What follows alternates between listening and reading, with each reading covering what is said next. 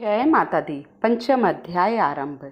जो अपने कर कमलों में घंटा, सूल, हंस, शंख, मूसल, चक्र, धनुष और बाण धारण करती हैं, शरद ऋतु के शोभा संपन्न चंद्रमा के समान जिनकी मनोहर क्रांति है, जो तीनों लोकों में आधारभूता हैं और शुंभ आदि दैत्यों का नाश करने वाली तथा गौरी के शरीर का जिनका प्रागट्य हुआ है, उन महासरस्वती देवी को निरंतर भजन करता हूँ। ऐसे देवी का ध्यान करते हुए पांचवा अध्याय आरंभ करना चाहिए। ऋषि कहने लगे, प्राचीन समय में शुंभ और निशुंभ नामक दो असुर ने अपने बल के मद में आकर इंद्र के हाथ से तीनों राज्य और यज्ञभाग सब छीन लिया। वे सूर्य, चंद्रमा, कुबेर, यम और वरुण के अधिकारों का प्रयोग करने लगे। सारे देवताओं का अधिकार अपने आप में प्रयोग करने लगे। वायु और अग्नि का कार्य भी वही करने लगे। उन्होंने देवताओं को अपमानित कर अधिकारहीन करके स्वर्ग से निकाल दिया। अब उन दोनों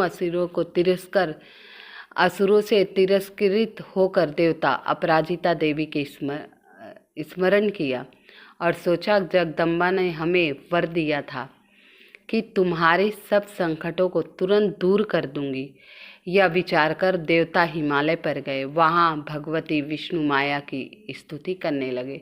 देवता बोले, हे देवी को नमस्कार, महादेवी शिवा सर्वदा नमस्कार, प्रगति और एवं भद्रा को नमस्कार, हम जगदम्बिका को नमस्कार करते हैं, रौद्र को नमस्कार, नित्या, गौरी एवं धात्री को बारंबार नमस्कार, जो सनामयी चंद्र स्वरूपिणी एवं सुख स्वरूपा देवी को सदैव प्रणाम है, शरणागत में कल्याण करने वाली सिद्ध रूपा देवी को बारंबार नमस्कार है, राक्षसों की लक्ष्मी, राजाओं की लक्ष्मी तथा शिव पत्नी स्वरूपा जगदम्बिका को बारंबार नमस्कार है, दुर्गा, सारा, सर्वकारिणी, ख्याति, कृष्णा और धूमा देवी सर्वदा नमस्कार, अत्यंत सुंदर, अत्यंत रौद्र रूपा देवी को नमस्कार है, बारंबार प्रणाम है, जगत की आधारभूता कृति देवी को बारंबार नमस्कार है, जिस देवी को सब प्राणी विष्णु माया के नाम से जानते हैं उनको नमस्कार, उनको बारंबार नमस्कार,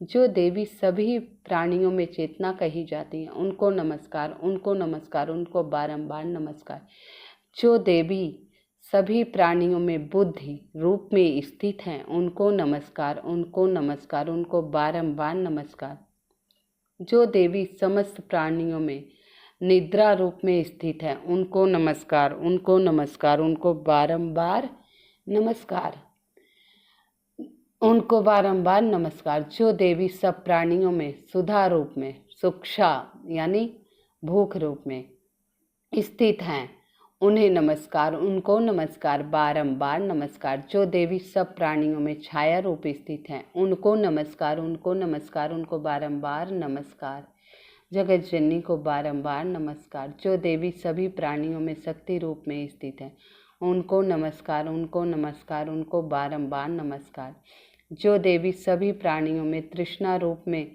स्थित हैं उनको नमस्कार, उनको नमस्कार, उनको बारंबार नमस्कार, जो देवी सभी प्राणियों में क्षमा रूप में स्थित है उनको नमस्कार, उनको नमस्कार, उनको बारंबार नमस्कार, जो देवी सभी प्राणियों में जाति रूप में स्थित है उनको नमस्कार, उनको नमस्कार, उनको बारंबार नमस्कार, जो देवी सभी प्राणियों में लज्जा रूप में स्थित है उनको नमस्कार, उनको नमस्कार, उनको बारंबार नमस्कार, जो देवी सभी प्राणियों में शांति रूप में स्थित है उनको नमस्कार, उनको नमस्कार, उनको बारंबार नमस्कार, जो देवी सभी में क्रांति रूप में स्थित है उनको नमस्कार, उनको नमस्कार, उनको बारंबार नमस्कार, जो देवी सभी प्राणियों में लक्ष्मी रूप में स्थित है उनको नमस्कार, उनको नमस्कार, उनको बारंबार नमस्कार, जो देवी सभी प्राणियों में वृत्ति रूप में स्थित है उनको नमस्कार, उनको नमस्कार, उनको बारंबार नमस्कार, जो देवी सभी प्राणियों में स्मृति रूप में स्थित है उनको नमस्कार, उनको नमस्कार, उनको बारंबार नमस्कार, जो देवी सभी प्राणियों में दया रूप में स्थित है उनको नमस्कार, उनको नमस्कार, उनको बारंबार नमस्कार, जो देवी सभी प्राणियों में दृष्टि रूप में स्थित है उनको नमस्कार, उनको बारंबार नमस्कार।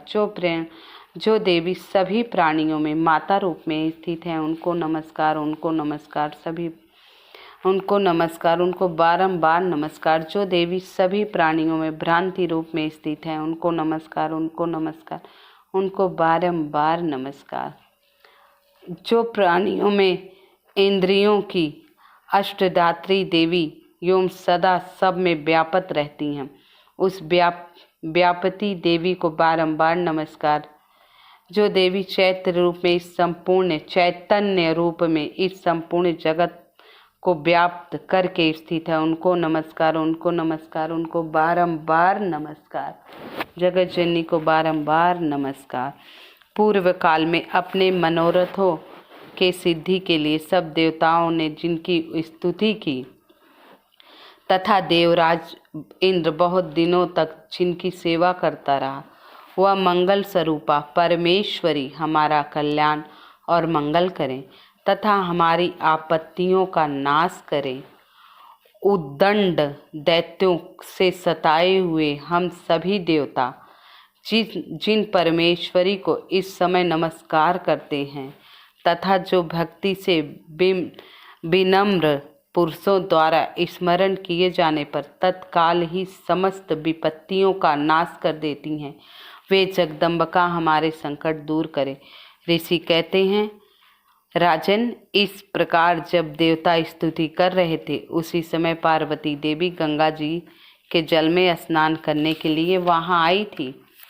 उन सुंदर भावों वाली पार्वती ने देवताओं से पूछा, आप लोग यहाँ किसकी स्तुति कर रहे हैं? तब उनके शरीर से कोष से प्रकट हुई शिवा देवी बोली, शुंभ दैत्य से तिरस्कृत और युद्ध में निशुंभ से पराजित हो यहाँ एकत्रित हुए ये समस्त देवता मेरी ही स्तुति कर रहे हैं। पार्वती जी के शरीर से कोष से अंबिका का प्रादुर्भाव हुआ था, इसीलिए समस्त लोकों में उन्हें कौशिकी कहा गया। कौशिकी के प्रकट होने के बाद पार्वती देवी का शरीर काले रंग का हो गया, अतः वो हिमालय पर रहने लगी, कालिका देवी के नाम से विख्यात हुई। तदंतर शुंभ निशुंभ के भृत्य चंडमुंड वहां आए और उन्होंने परम मनोहर वाली रूप धारण करने वाली अंबिका को देखा। फिर वो शुंभ के पास जाकर बोले, महाराज, एक अत्यंत सुंदरी जो अपने दिव्य क्रांति से पूरे हिमालय को प्रकाशित कर रही है, वैसा उत्तम रूप कहीं किसी ने नहीं देखा। हे असुरेश्वर, पता लगाइए वह देवी कौन है, उसे ले आइए। वह स्त्री क्या रत्न नहीं है, प्रत्येक अंग उसके बड़े सुंदर हैं। वह अपने अंग पे श्री अंगों पर दिव्य क्रांति संपूर्ण दिशा को प्रकाशित कर रही हैं। दैत्यराज, अभी वह हिमालय पर हैं, आप देख सकते हैं। प्रभु, तीनों लोकों में मणि, हाथी, घोड़े आदि जितने भी रत्न हैं, वो सब आपके पास हैं, आपके घर में हैं। श्रेष्ठ हाथी ऐरावत, परिजात का वृक्ष, उच्च श्रवा घोड़ा, यह सब आपने इंद्र से ले लिया। हंसों से जुता हुआ वो विमान भी आपके आंगन में शोभा पा रहा है। यह अद्भुत विमान जो पहले ब्रह्मा जी के पास था, अब आपके पास है। या महापदम निधि आप कुबेर से छीन लाए हैं। समुद्र ने भी आपको केसर से सुगंधित होने वाली किंजलकी नामक की माला भेंट की है, जिसके कमल कभी नहीं कुम्हलाते। सुवर्ण की वर्षा करने वाला वरुण का छत्र भी आपके घर में है तथा प्रजापति का श्रेष्ठ रथ भी आपके पास है। हे दैत्येश्वर, उत्क्रांतिका नामक वाली शक्ति भी आपने मृत्यु से छीन ली है तथा वरुण का पास और समुद्र में होने वाली सब प्रकार के रत्न आपके भाई के पास निशुंभ ने अधिकार में आ गया है। अग्नि ने भी स्वयं शुद्ध करके 2 वस्त्र आपको दिए हैं। दैत्यराज, इस प्रकार सभी रत्न आप एकत्रित कर लिए हैं। जो यह रत्न रूपी देवी हैं, इसे आप क्यों ना अपना अधिकार कर लीजिए। ऋषि कहते हैं, चंडमुंड द्वारा ये वचन सुनकर महाअसुर सुग्रीव को दूत बनाकर देवी के पास भेजा। कहा, तुम मेरी ओर से ये बातें कहना, ऐसा उपाय करना जिससे वह प्रसन्न होकर शीघ्र यहाँ आ जाए।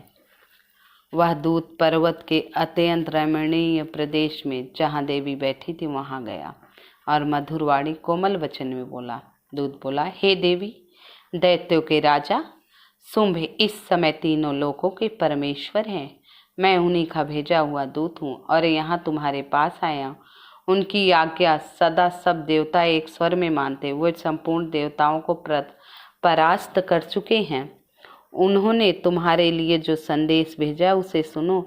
संपूर्ण त्रिलोकी मेरे अधिकार में है, देवता भी मेरी आज्ञा के अधीन चलते हैं। संपूर्ण यज्ञों का भाग को मैं पृथक पृथक भोगता हूँ, अलग अलग भोगता हूँ। तीनों लोक में जितने उत्तम रत्न हैं सब मेरे अधिकार हैं। देवराज का वाहन श्रेष्ठ हाथी मैंने छीन लिया है। उच्च श्रवा नामक घोड़ा भी मेरे पास है, उसे देवताओं ने मेरे पैरों पर पड़कर जितने रत्न समर्पित कर दिया। हे सुंदरी, देवताओं, गंधर्वों, नागों के पास थे, वे सब मेरे पास आ गए। हे देवी, हम लोग तुम्हें संसार की स्त्रियों का रत्न मानते, अतः तुम हमारे पास आ जाओ, क्योंकि रत्नों का उपयोग करने वाले हम ही हैं। चंचल कटाक्षों वाली सुंदरी, तुम मेरी या मेरे भाई महापराक्रमी निशुंभ की सेवा में आ जाओ, क्योंकि तुम रत्न स्वरूपा हो। मेरा वरण करने से तुम्हें अतुल्य ऐश्वर्य की प्राप्ति होगी। अपनी बुद्धि से इस बात पर विचार करो और मुझसे विवाह कर लो। ऋषि ने कहा। दूत के इस प्रकार कहने पे भगवती दुर्गा मंद मंद गंभीर भाव से मुस्काई। दूत से बोली, तुमने सत्य कहा, इसमें तनिक भी मिथ्या नहीं, झूठ नहीं है। शुंभ तीनों लोकों का स्वामी है और निशुंभ उसके समान पराक्रमी है, किंतु मैं भी एक प्रतिज्ञा ली हूँ। मैं अपनी अल्पायु बुद्धि के कारण प्रतिज्ञा कर रखी है, उसे सुनो। जो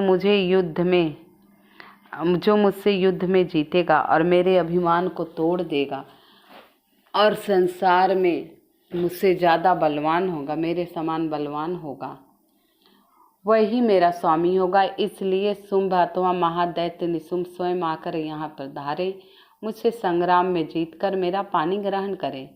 इसमें देर करने की आवश्यकता नहीं है। दूत बोला, देवी, तू घमंड से भरी हो, मेरे सामने ऐसी बात मत करो। तीनों लोकों में ऐसा कौन सा पुरुष है जो शुंभ निशुंभ का सामना कर सके। देवी, तुम्हारे सारे देवता भी साधारण दैत्यों के सामने नहीं ठहर सकते।